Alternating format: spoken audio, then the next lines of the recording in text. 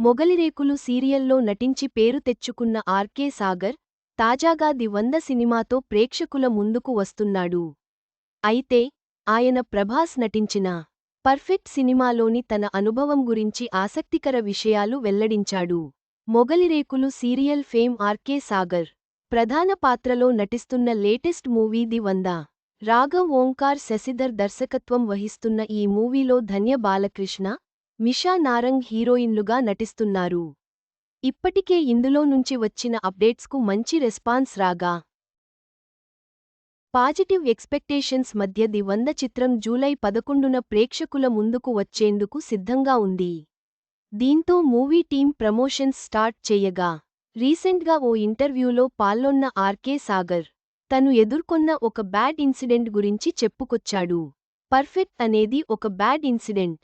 మొగలిరేకులు సీరియల్తో మంచి ఫామ్లో ఉన్న టైంలో పర్ఫెక్ట్లో శివాజీ అనే క్యారెక్టర్ వచ్చింది. ఆ రోల్ గురించి నాకు చెప్పినప్పుడు ప్రభాస్ ఫ్రెండ్ క్యారెక్టర్ అంటే దాదాపుగా సెకండ్ లీడ్ అని చెప్పారు. నాకు అప్పుడు సీరియల్స్తో బిజీగా ఉండి డేట్స్ కూడా కుదరలేదు. కానీ పెద్ద బ్యానర్ వచ్చిన అవకాశాన్ని వదులుకోవడం ఎందుకు అన్నట్లు ఓకే అన్నాను.